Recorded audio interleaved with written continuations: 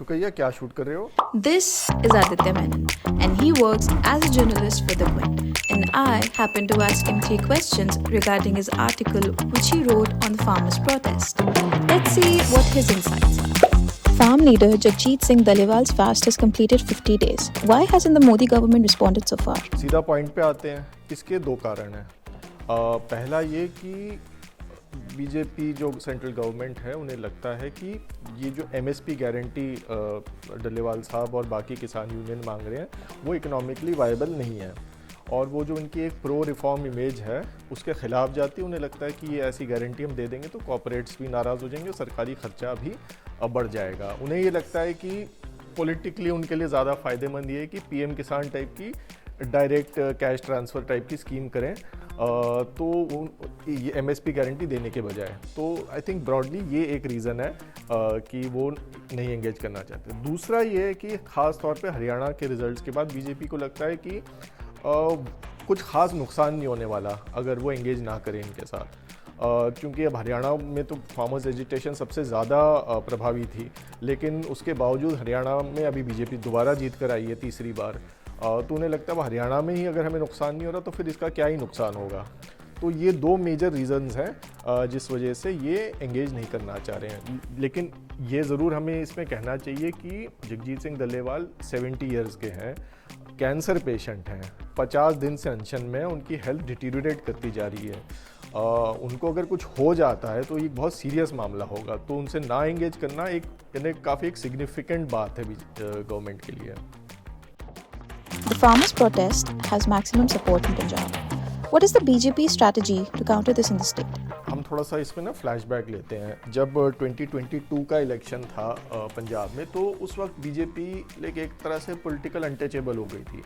बहुत नेगेटिव माहौल था उनके खिलाफ, चूँकि ज़ाहिर उससे पहले फार्मर्स प्रोटेस्ट हुआ था जिसमें कई किसान मारे गए थे। एक बहुत गुस्सा था बीजेपी के खिलाफ, कोई उनके एलाए अकाली दल भी उनको छोड़कर चले गए। तो लेकिन अब बीजेपी को ये लगता है कि जो सबसे वर्स्ट था, the worst is over for them and that they are only going to gain in Punjab now. तो जो जैसे अभी लोकसभा इलेक्शन हुआ उसमें बीजेपी की 2 सीटें ज़रूर कम हुई पंजाब में, लेकिन जो अर्बन हिंदू वोट था वो काफ़ी हद तक बीजेपी कंसोलिडेट करने में कामयाब हुई। Amritpal Singh has formed a new party. What are its implications for Punjab? Amritpal Singh जो खडूर साहब लोकसभा सीट से एमपी हैं और अभी वो जेल में है, अभी भी फ्रेशली उनके ऊपर यूएपीए का चार्ज लगाया है सेंट्रल गवर्नमेंट ने। तो अमृतपाल सिंह का पार्टी बनाना और पार्टी का नाम चुनना दोनों ही बहुत इंपॉर्टेंट बातें हैं। उन्होंने पार्टी का नाम रखा है शिरोमणि अकाली दल वारिस पंजाब दे। वारिस पंजाब दे तो उनके पुराने ऑर्गेनाइजेशन का भी नाम था। शिरोमणि अकाली दल नाम लेना बहुत इंपॉर्टेंट है, वो इसलिए क्योंकि शिरोमणि अकाली दल इंडिया की 2nd मोस्ट ओल्डेस्ट पार्टी है। कांग्रेस के बाद सबसे पुरानी पार्टी इंडिया में शिरोमणि अकाली दल है। 100 साल से ज़्यादा क्या उनका इतिहास है। तो और जो एक सिख कम्युनिटी के पॉलिटिकल रिप्रेजेंटेशन से बहुत क्लोजली जुड़ा हुआ है शिरोमणि अकाली दल का नाम।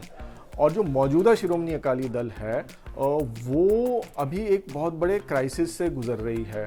उनके प्रेसिडेंट सुखबीर बादल ने रिज़ाइन भी कर दिया है। अगला लीडर कौन होगा, क्या उनके लीडरशिप का स्वरूप होगा, किसी को अभी आइडिया नहीं है उस बात का। तो मेरे ख्याल से जो इन्होंने नाम लिया है ना शिरोमणि अकाली दल वारिस पंजाब दे, वो इस स्पेस को कैप्चर करने के लिए लिया है। तो ये पंजाब में एक जो चर्न चल रहा है उसका ये फ़ायदा उठाने की कोशिश कर रहे हैं। उसी चर्न का फ़ायदा ये जो पंजाब बीजेपी के लीडर हैं, जो डल्लेवाल की हंगर स्ट्राइक ख़त्म करने के लिए अकाल तक, जो सिखों के लिए सबसे बड़ा और सबसे टॉप ऑर्गेनाइजेशन है, सबसे टॉप अथॉरिटी है, उनके पास चले गए। तो वो पंजाब बीजेपी भी इसी स्पेस में कुछ ना कुछ एक जो कहते हैं ना चर्न चल रहा है उसको इंटेंसिफाई करने की फिराक में है।